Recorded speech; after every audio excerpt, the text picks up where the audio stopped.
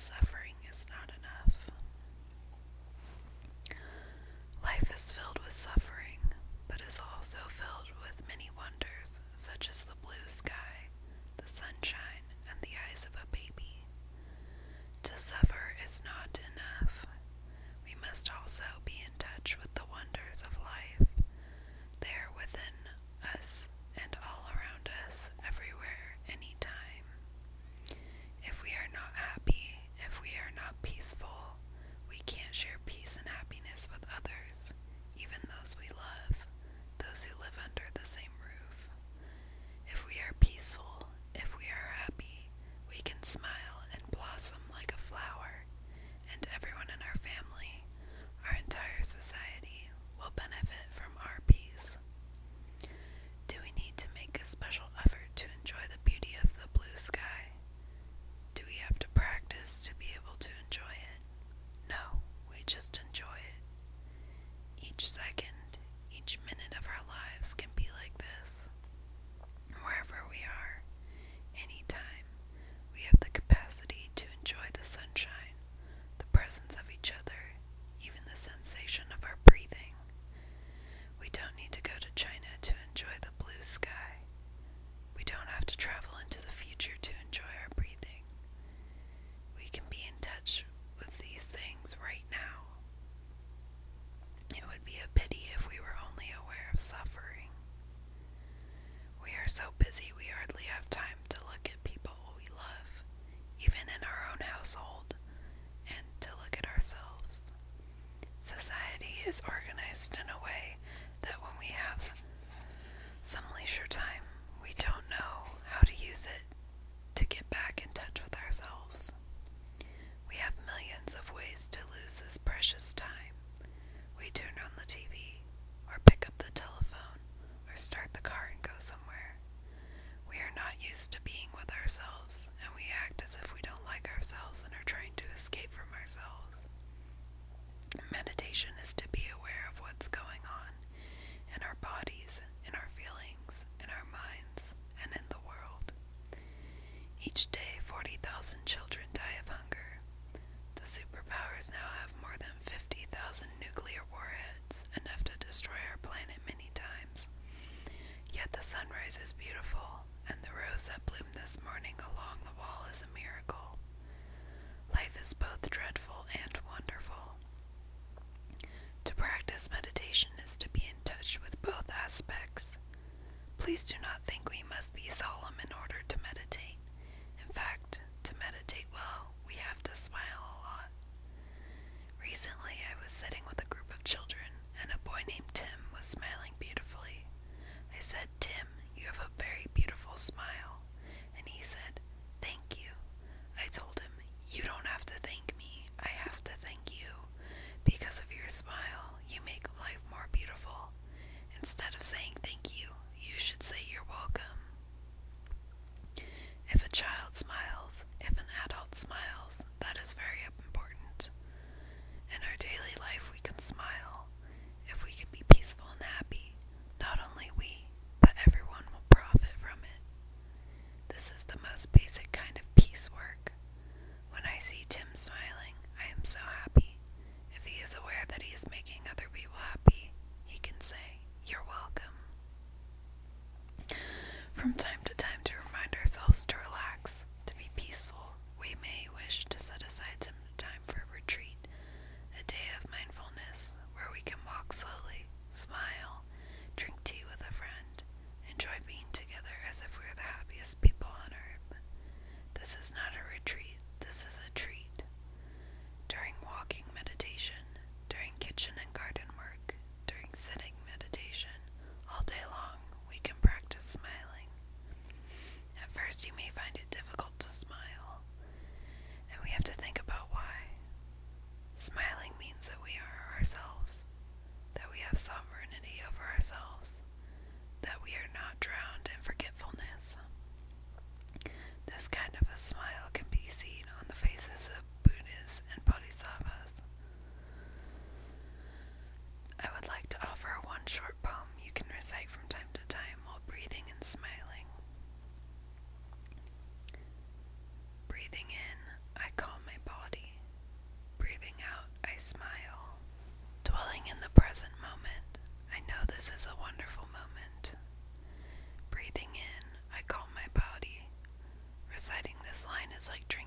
glass of ice water.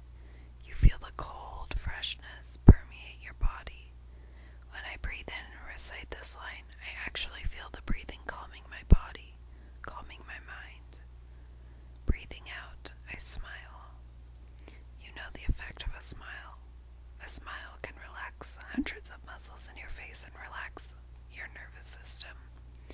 A smile makes you master of yourself.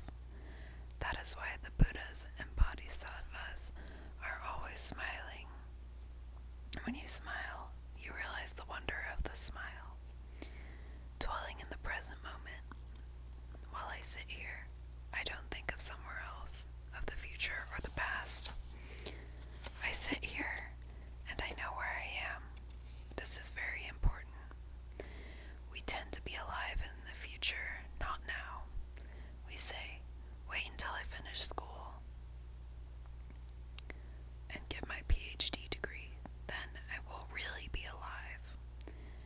When we have it and it wasn't easy to get, we say to ourselves, I have to wait until I have a job in order to be really alive. Then after the job, a car. After the car, a house. We are not capable of being alive in the present moment. We tend to postpone being alive to the future, the distant future, when we don't know when. Now is not the moment to be alive. We may never be alive at all in our entire life. Therefore, the technique, if we have to speak of a technique, is to be in the present moment, to be aware that we are here and now, and the only moment to be alive is the present moment. I know this is a wonderful moment. This is the only moment that is real. To be here and now, and enjoy the present moment is our most important task. Calming, smiling, present moment, wonderful moment. I hope you will try it. Even though life is hard, even though it is sometimes difficult to smile, we have to try. Just as when we wish each other good morning, it must be a real good morning. Recently, one friend asked me, how can I force myself to smile when I am filled with sorrow? It isn't natural. I told her she must be able to smile her sorrow, because we are more than our sorrow. A human being is like a television set with millions of channels. If we turn the Buddha on, we are the Buddha. If we turn sorrow on, we are our sorrow. If we turn a smile on, we really are the smile. We can't let just one channel dominate us. We have the seeds of everything in us, and we have to take the situation in hand and recover our sovereignty. When we sit down peacefully, breathing and smiling, with awareness, we are our true selves. We have sovereignty over ourselves. When we open ourselves up to a TV program, we let ourselves be invaded by the program. Sometimes it is a good program, but often it is just noisy.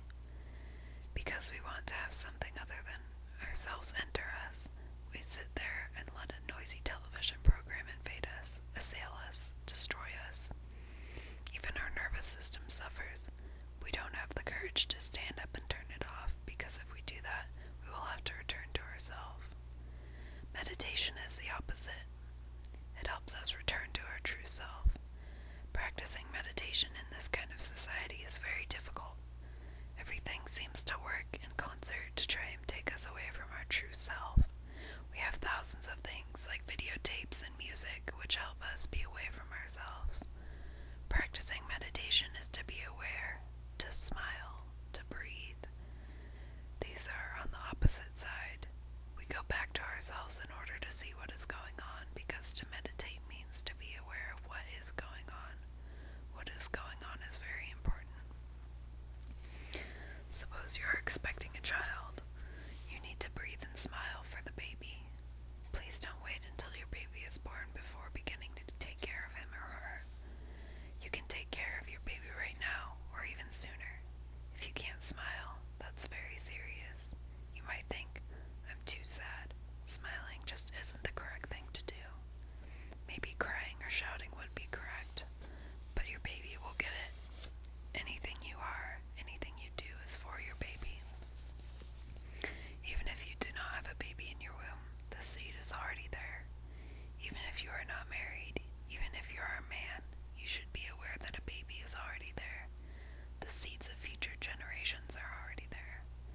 Please don't wait until the doctors tell you that you are going to have a baby to begin to take care of it. It is already there. Wherever you are, whatever you do, your baby will receive it. Anything you eat, any worries that are on your mind will be for him or her. Can you tell me that you cannot smile? Think of the baby and smile for him, for her, for the future generations. Please don't tell me that a smile and your sorrow just don't go together. It's your sorrow, but what about your baby? It's not his sorrow, or it's not her sorrow. Children understand very well that in each woman, in each man, in each child, there is a capacity of waking up, of understanding, and of loving. Many children have told me that they cannot show me anyone who does not have this capacity.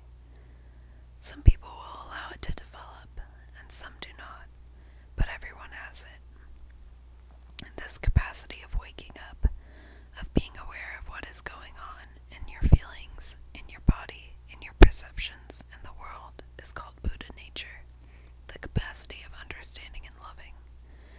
Since the baby of that Buddha is in us, we should give him or her a chance. Smiling is very important. If we are not able to smile, then the world will not have peace. It is not by going out for a demonstration against nuclear missiles that we can bring about peace. It is with our capacity of smiling